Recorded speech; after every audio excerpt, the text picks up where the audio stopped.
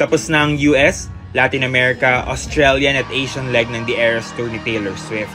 Pero hindi rito natatapos ang music production ni Tay-Tay.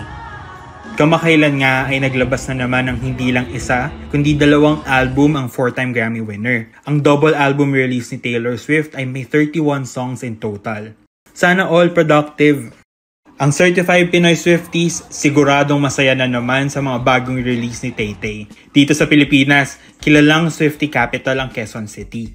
Ayon sa music streaming platform na Spotify, ang Quezon City ay kasama sa listahan ng top listeners ng mga kanta ni Taylor Swift.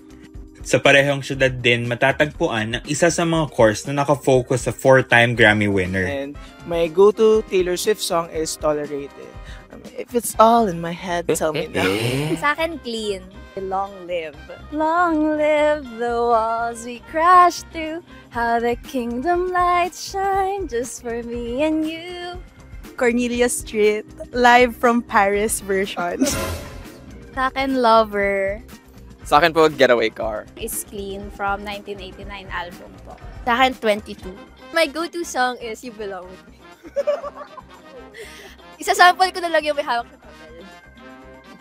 Okay. Dito sa University of the Philippines, Diliman, ino-offer ang elective course na BMAS 196 o Celebrity Studies Taylor Swift in Focus. Ang nagtuturo nito, si Associate Professor Cherish Birlon ng UP Diliman College of Mass Communication. Siya rin ang kasulukuyang direktor ng UP System Padayan Public Service Office. Sometimes, we want the celebrity to embody our values, our principles, no?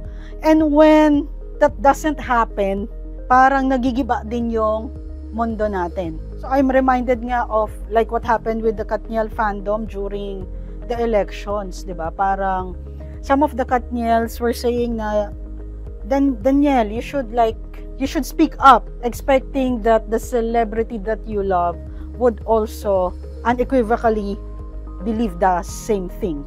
It's not really the case because they have a separate life from us. Their complications may not be our complications, and our complications may not be their complications. The idea is that I am not going to study Taylor Swift as she is now, but like Taylor Swift as a representative of a kind of celebrity that we have right now, no? And so the idea is that it's coming from a celebrity studies, theories, concepts, frameworks, no?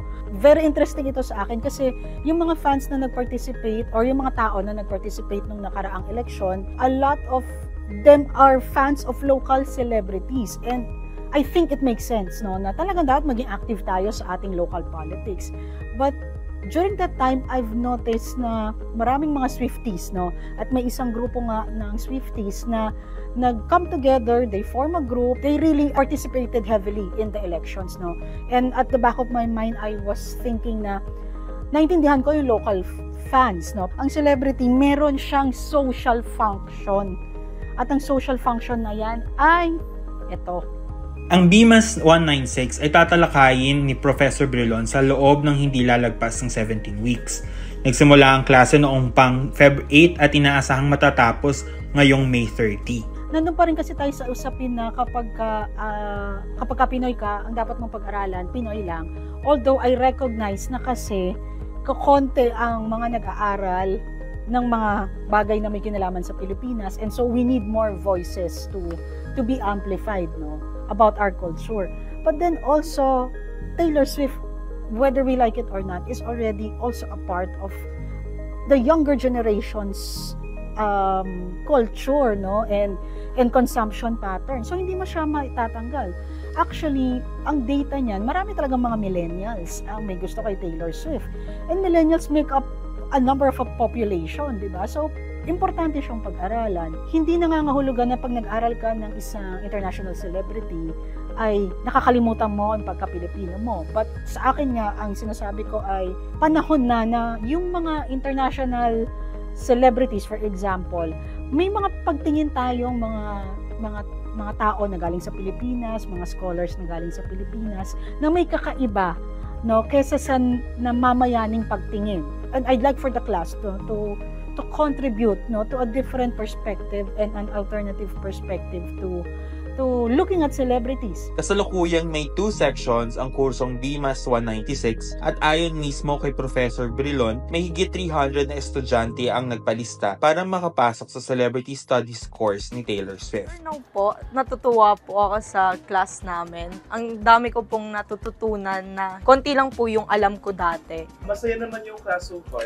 Maganda yung pagka-interactive niya, tapos how it integrates many parts of society. Hindi naman po ako mass comm student. Yung mga insights po dito na natututunan ko ay mga bago. So, maganda po siyang perspective for me. Nakikita ko dito yung mga natutunan ko sa sociology, political science, economics, kasi sa totoo lang, celebrity studies can actually explain a lot of what we see right now in the modern world.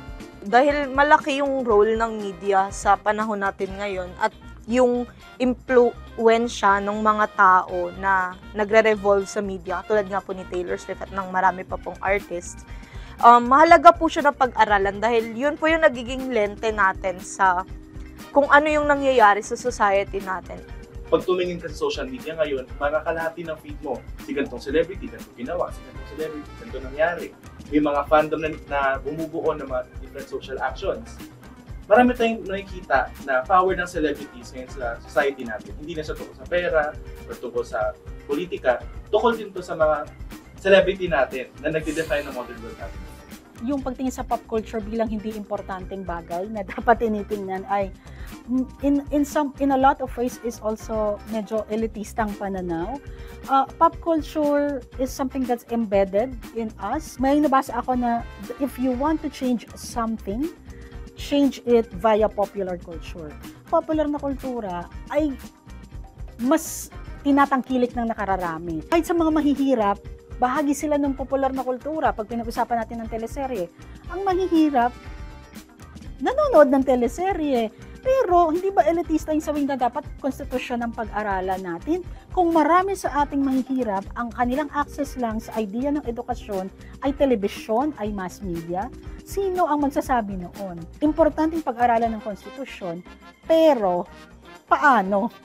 The only way to do that is via schools, via universities. Not a lot of Filipinos have access to it. Ito, ikukot ko na lang muna ang isa sa dating dean ng CMC, na si Roland Tolentino. Ang sabi niya ay ang showbiz ay politika at ang politika ay showbiz. By that quote alone, malalaman mo na medyo wala siyang boundary minsan, no? At lalo na sa Pilipinas, we elect celebrities in public office. So I think more than anything, ba't natin kailangang pag-aralan yung celebrity studies dito sa Pinas? Yun. Because we keep voting celebrities in public office and then being disappointed when they don't perform. And then realizing na they keep winning. Whether or not they are performing, they keep on winning. So that, kailangan yun ma-unpack, kailangan yun maintindihan. We are going to do a Taylor Swift trivia game.